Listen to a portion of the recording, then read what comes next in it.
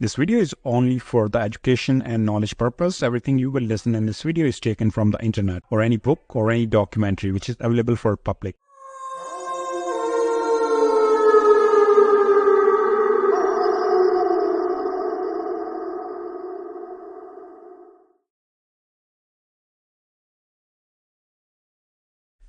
दोस्तों, अगर मैं बताऊं कि आप अपने आसपास जो भिखारियों को देखते हैं, जो आपके घर भीख मांगने आते हैं, सड़कों पर, चौराहों पर आप इन्हें भीख देते हैं, आप इन्हें देखते हैं, इनका भी एक कॉर्पोरेट वर्ल्ड है, तो आपको कैसा लगेगा?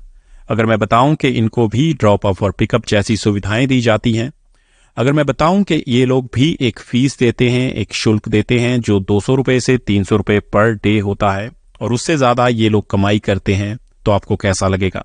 अगर मैं बताऊं कि आपके पास जो महिलाएं अक्सर आती हैं जिनके हाथ में बच्चा पकड़ा होता है, उस बच्चे को उनकी बॉडी पर कट लगाया होता है ताकि वो बच्चा रोता रहे, ताकि आप ज़्यादा से ज़्यादा पैसे दें, और या फिर उन बच्चों को नशा दिया गया होता है ताकि वो सोए रहें, ताकि आप उस बच्चे पर रहम खाएं और उसे ज़्यादा से ज़्यादा पैसे दें, तो आपको कैसा लगेगा? ये एक ऐसा क्राइम है जिसकी तरफ कोई ध्यान नहीं देता, इसका किसी से कोई लेना देना नहीं है, क्योंकि इस क्राइम का जो शिकार ज़्यादातर बच्चों को बनाया जाता है वो गरीब तबके से आते हैं। ऐसा गरीब तबका जिसके पास खाने को रोटी भी नहीं होती। जब इन बच्चों को किडनैप किया जाता है, इनको उठाया जाता है, तो इनकी रिपोर्ट भी शायद मुश्किल से लिखी जाती है। अगर लिखी भी जाती है तो उस पर कभी ध्यान नहीं दिया जाता। ऐसे कौन लोग हैं, ऐसी कौन सी माफिया है, ऐसा कौन सा कॉर्पोरेट वर्ल्ड है जो इनको चला रहा है? आप जब ये पूरा वीडियो देखेंगे तो आपको काफ़ी सारी चीज़ें पता चलेंगी जिनके बारे में शायद आप पहले जानते हो, लेकिन ज़्यादा चांसेस हैं कि आपको उनके बारे में पता नहीं होगा। हम कहानी शुरू करते हैं। ये कहानी सारी की सारी कुछ फैक्ट्स पर आधारित है। ये चर्चा में कब आई? ये चर्चा में अभी आई जब एक कानपुर का भिखारी पकड़ा गया, यानी कि उसको पुलिस प्रोटेक्शन दी गई और उसने अपनी जो पूरी स्टोरी सुनाई। उसके अलावा ये जो बातें मैं आपको आज वीडियो में बताऊँगा, ये काफ़ी रिसर्च के बाद इकट्ठी की हैं। तो अगर वीडियो पसंद आए तो प्लीज़ लाइक एंड सब्सक्राइब कीजिएगा और कहानी शुरू करते हैं। और आप अक्सर देखिएगा कि आप जब भी स्कूल कॉलेज जाते हैं, जो ट्रैफिक सिग्नल्स होते हैं, उन सिग्नल्स पे काफ़ी सारे भीख मांगने वाले होते हैं। अब काफ़ी सारे से अभिप्राय ये कि अगर वो चौराहा है, यानी कि उसकी 4 लेन्स हैं, तो आपको वहाँ पर 7 से 8 परिवार मिलेंगे, और अगर वो सिंगल सड़क है तो वहाँ पर आपको 1 या 2 परिवार ही मिलेंगे। ये जो परिवार होते हैं, इनको पिकअप एंड ड्रॉप ऑफ की सुविधाएँ दी जाती हैं, और ये सुविधाएं देने वाला इनका माफिया होता है। वो माफिया जिसको ये फीस देते हैं, ये फीस होती है, अगर आप सिंगल पर्सन हैं तो 200 रुपये, और अगर आप अपने परिवार के साथ भीख मांगते हैं तो 300 रुपये। बच्चों का कोई शुल्क नहीं होता। अगर आपके बच्चे हैं तो वो आपके लिए बोनस के रूप में काम करते हैं। आप ये फीस देते हैं तो आपको बदले में क्या मिलता है? आपको बदले में मिलता है आपको पिकअप एंड ड्रॉप ऑफ, उसके अलावा पुलिस से सुरक्षा, उसके अलावा आपको वहां पर कोई और भिखारी नहीं मिलेगा उस पूरा दिन, जिस दिन आप ये फीस देंगे, आप जहां पर काम करेंगे। उसके अलावा कुछ भिखारी कुछ अन्य सुविधाएं भी प्राप्त करते हैं, जैसे झुग्गी झोंपड़ी में रहना, और कुछ लोगों को नशे की सुविधा भी प्रदान की जाती है। जब वो घर वापस पहुंचते हैं, अगर उनको नशा चाहिए तो उनको नशा भी दिया जाता है, सस्ता नशा। तो इन सब सुविधाओं के कारण कुछ लोग स्वेच्छा से भी इस व्यवसाय में आते हैं, क्योंकि काफ़ी पैसा है। आप अंदाज़ा लगाइए कि अगर वो 200 से 300 रुपया एक चौराहे का माफिया को दे रहे हैं, और माफिया एक चौराहे से, यानी कि एक सिंगल सड़क से 300 रुपये तक कमा रहा है, और अगर वो चौराहा है यानी कि 4 लेन है, तो वहाँ पर उस चौराहे से वो 2400 रुपये एक दिन के कमा रहे हैं। अब ऐसे कितने चौराहे, कितनी सड़कें उस शहर में होगी, आप उससे अंदाज़ा लगा सकते हैं। एक माफिया जो इस तरह के भिखारियों को हैंडल करता है, वो दिन का, जी हाँ मैं दिन की बात कर रहा हूं, दिन का 8 से 10 लाख रुपया कमाता है। ये इतना बड़ा बिजनेस है। इस बिजनेस में रिक्रूटमेंट कैसे की जाती है? इस बिजनेस में रिक्रूटमेंट की जाती है लोगों के बच्चों को उठाकर, और इसमें सबसे ज्यादा शिकार बनाया जाता है गरीब परिवार के बच्चों को। ऐसे परिवार जो ना तो रिपोर्ट लिखवा सकते हैं, जिनके पास खाने की भी लाले हैं, उनके बच्चों पर नजर रखी जाती है।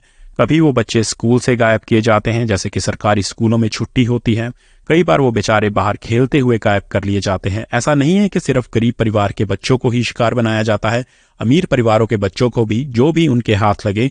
जैसे आप ये मेले देखते हैं, जहां पर मेलों में जाते हैं लोग, कई रश वाली जगह पर, और इसी तरह की कई और चीज़ों पर, यानी कि उन पर नज़र रखकर उनको उड़ा लिया जाता है। आप अगर इंटरनेट पर सर्च करेंगे, आपको ढेरों वीडियो मिल जाएंगे कि किस तरह से इन बच्चों को अपना शिकार बनाया जाता है। उठाने के बाद इनको अलग अलग जगहों पर भेजा जाता है। काफ़ी मूवीज़ इसके ऊपर बनी हैं और उन मूवीज़ में काफ़ी डिटेल में बताया गया है कि इन बच्चों के साथ क्या क्या किया जाता है। किसी की आंखें निकाल ली जाती हैं, जी हाँ, ये बिल्कुल सच है। किसी की आंखें निकाल ली जाती हैं, किसी के हाथ काट दिए जाते हैं, ताकि जो देने वाला है उसको उन पर दया आए और वो ज़्यादा से ज़्यादा पैसा दे। सामान्यतः भिखारियों को दो प्रकार में वर्गीकृत किया जा सकता है, यानी कि आप दो हिस्सों में इसे डिवाइड कर सकते हैं। एक वो जिनके पास कोई विकल्प नहीं है, जो ऐसा करने के लिए मजबूर हैं, जिन्हें उठा लिया गया, किडनैप कर लिया गया, उन्हें नशे का आदी बनाया गया, उन्हें अपंग किया गया ताकि वो इसके अलावा और कोई काम ना कर सकें। और बदले में क्योंकि वो अपंग हैं, अब अपाहिज हैं, तो उनको प्रोटेक्शन की नीड रहती है, तो वो इन माफियाओं के साथ जुड़े रहते हैं, इनसे छोड़कर नहीं जाते क्योंकि उन्हें आदत हो चुकी होती है। और दूसरा, आज की डेट में कुछ लोग ऐसे भी हैं जो स्वेच्छा से इस व्यवसाय को चुनते हैं। आपको बहुत सारे लोग ऐसे मिल जाएंगे जो किसी माफिया के अंडर नहीं हैं, वो अपना इंडिविजुअली ऐसा काम करते हैं, लेकिन उन्हें भी वही काम करने दिया जाता है जहां पर उस माफिया का कब्जा नहीं होता। अगर उस एरिया में माफिया का कब्जा है तो उनके साथ भी मारपीट की जाएगी, उन्हें वहां से हटा दिया जाएगा, उन्हें वहां भीख मांगनी नहीं दी जाएगी। क्योंकि मैंने जैसे आपको वीडियो के शुरू में बताया कि वो जो भिखारी वहां पर रहते हैं, जो माफिया के अंडर काम करते हैं, वो एक शुल्क देते हैं और इस भिखारी को भी या तो वो शुल्क देगा और या अगर वो शुल्क नहीं देगा तो उसे वहां से हटाया जाएगा। माफिया उसे इस तरह की चीजें नहीं करने देगा अपने एरिया में।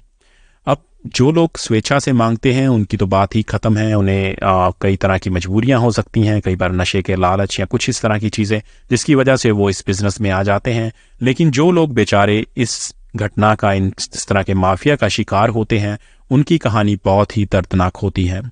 ऐसे बच्चों का अपहरण माफिया द्वारा किया जाता है और यकीन मानिए, आप बिलीव नहीं करेंगे, खाली बच्चे ही नहीं बल्कि युवा भी, यानी कि 24 साल 25 साल तक के लोगों को भी उठा लिया जाता है। और इन लोगों को अपहरण करने के बाद, बच्चों का अपहरण करने के बाद इनको तब तक पीटा कर जाता है जब तक कि वो ऐसा करने के लिए तैयार नहीं हो जाते।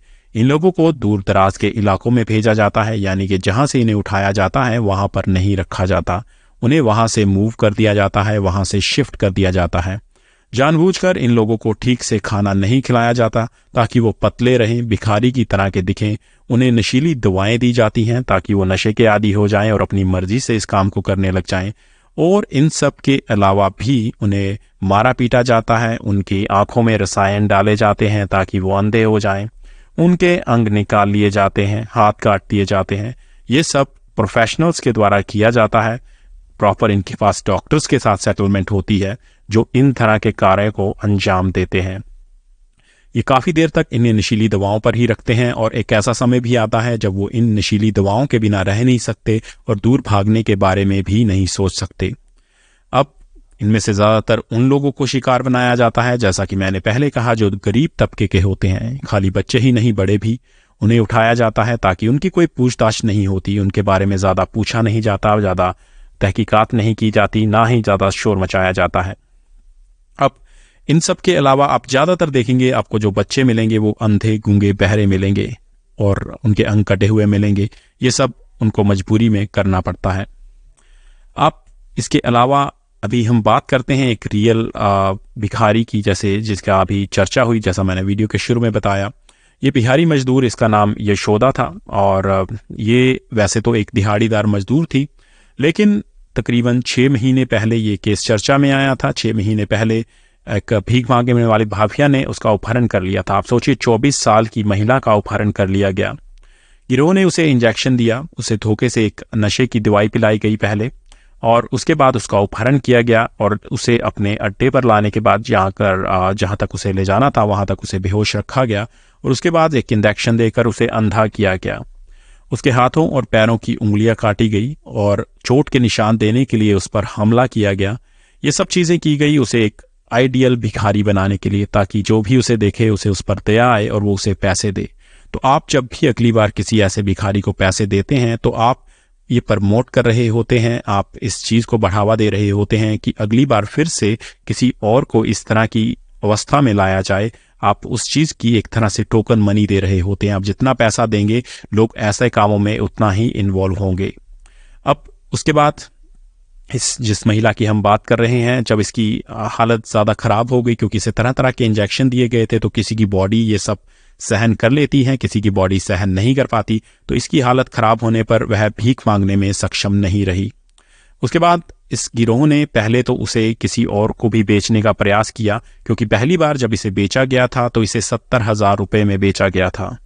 लेकिन उसके बाद ये उस गिरोह के काम की नहीं रही। उस गिरोह ने इसे वापस भेज दिया, और जब ये वापस अपने गिरोह में, जिसने कि एक्चुअल में इसका अपहरण किया था और इसे बेचा था, उसके पास आई, तो उन्होंने इसे और लोगों को भी बेचने की कोशिश की, क्योंकि तरह तरह के माफिया और कॉरपोरेट इसमें इन्वॉल्व हैं। तो लेकिन इसके किसी ने भी नहीं खरीदा, क्योंकि इसकी हालत बहुत ज़्यादा ख़राब थी और इसके तकरीबन आप कह सकते हैं कि मौत के करीब थी। हालांकि उसके साथ साथ इसको नशा देते गए, और नशा देते देते एक दिन जब डिसाइड किया गया कि ये अब हमारे किसी काम की नहीं है, तो इसे वापस एक झुग्गी झोपड़ी के पास फेंक दिया गया, जहां पर ये 1-1.5 दिन बेहोश रही, किसी की इस पर नज़र नहीं पड़ी। उसके बाद पुलिस की नज़रों में ये केस आया, पुलिस ने इसे उठाकर हॉस्पिटल पहुंचाया, और हॉस्पिटल में जाने के बाद इसने ये सारी बातें बताई। इसने बताया कि उसे राज नाम का एक शख्स, जिसने इसको गोरखधाम एक्सप्रेस से दिल्ली लेकर गया था, और दिल्ली में था तो उसे भीख मांगने के लिए एक जगह पर छोड़ा गया। 70,000 रुपये में इसे बेचा गया था, और वो उसके साथ साथ इनकी ट्रेनिंग भी की जाती है। वो ट्रेनिंग दूसरे भिखारी करते हैं। इनको दुबला पतला रखा जाता है ताकि ये दया के पात्र रहें। इनको पूरे दिन में सिर्फ 2 रोटियां खाने को दी जाती हैं। इतना बुरी तरह से इनके साथ बर्ताव किया जाता है, इनको कंट्रोल किया जाता है।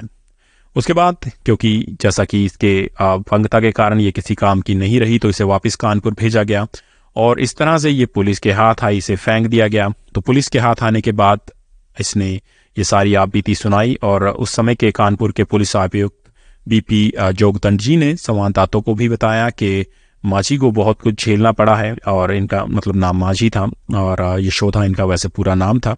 और पुलिस ने कहा कि हम इस गिरोह का भांडाफोड़ करने के लिए भी प्रयास कर रहे हैं, लेकिन सभी जानते हैं कि इस तरह की चीज़ों में, इस तरह की बातों में अगर सचमुच में पुलिस कुछ करना चाहती है तो वो बहुत आसानी से कर सकती है। या तो इस तरह के माफिया के पास पॉलिटिकल पावर होती है, क्योंकि पुलिस को रोकने की हिम्मत सिर्फ पॉलिटिशियंस में होती है, और या फिर कुछ और कारण भी होते हैं, जैसा कि पुलिस को हफ्ता चढ़ाना या कुछ इस तरह की चीज़ें। आप बताइए, अगर इतनी बड़ी लेवल पर अगर नशे के इंजेक्शन कहीं पर खरीदे जा रहे हैं या बेचे जा रहे हैं, तो क्या वो पता नहीं चलता होगा पुलिस को कि इस तरह के इंजेक्शन जो हॉस्पिटल्स में यूज़ होते हैं, वो इस एक अनजान शख्स को, एक जो इस तरह का माफिया है, उनको इतनी बड़ी क्वांटिटी में क्यों चाहिए? इनको भी सब कुछ पता होता है, क्योंकि ये नशे के इंजेक्शन ले जा रहे हैं, क्योंकि ये लोग नशे का काम करते होंगे। और इस तरह की चीज़ें हम पुलिस की आंखों के सामने ही होती हैं। जैसे आप इन भिखारियों को देखते हैं, पुलिस भी इन भिखारियों को देखती है, लेकिन कभी कोई चीज़, किसी तरह का एक्शन नहीं लिया जाता। पंजाब में भी यही हाल है, आप अक्सर देखते हैं। अभी रिसेंटली एक वीडियो वायरल हुआ था नशे के ऊपर कि कॉलेजों के बाहर ही नशा बेचते हैं। पुलिस को तो सब पता रहता है, जब आम इंसान को पता है तो पुलिस को क्यों नहीं पता? लेकिन कभी कोई एक्शन नहीं लिया जाता। इसको रोकने का, इसको हटाने का सबसे कारगर तरीका यही है कि आप जब भी अगली बार किसी भिखारी को देखें, किसी बेचारे बच्चे को देखें, तो उसे पैसा देने की बजाय उसे कुछ खाना दीजिए, उसे कपड़े दीजिए, उसे इन चीज़ों की ज़रूरत है। तो दोस्तों, ये थी आज की रिपोर्ट। आप क्राइम स्टोरीज तो सुनते ही रहते हैं इस चैनल पर। मैंने कहा आज आपको एक जो करंट क्राइम चल रहा है, जो आपके आसपास चल रहा है, जिसमें कभी कभी आप भी भागीदार बन जाते हैं, उसकी स्टोरी भी सुनाई जाए। अगर वीडियो अच्छा लगा, कोशिश अच्छी लगी, तो प्लीज़ बताइएगा, और आपके कमेंट्स का हमें इंतज़ार रहता है। जल्दी ही मिलेंगे नई क्राइम स्टोरी, नई क्राइम रिपोर्ट के साथ क्राइमपेडिया चैनल पर। दोस्तों, ये कुछ मासूम बच्चे हैं जो कभी अपने घर से निकले थे, लेकिन कभी अपने माँ बाप के पास अपने घर वापस नहीं आ पाए। इन्हें किसी न किसी ने उठा लिया, ये गुम हो गए, आज तक इनका कोई पता नहीं चला। तो अगली बार जब भी आप ऐसे किसी भिखारी को या किसी भीख माफिया को प्रमोट करें, तो इन बच्चों की शक्लें ध्यान कर लीजिएगा कि आप ऐसी चीज़ों को प्रमोट कर रहे हैं, ऐसी चीज़ों को अनदेखा कर रहे हैं जो किसी की ज़िंदगी, किसी के परिवार को बर्बाद कर सकती हैं। लुका छुपी बहुत हुई, सामने आ जाना, कहाँ कहाँ ढूंढा तुझे, लुका छुपी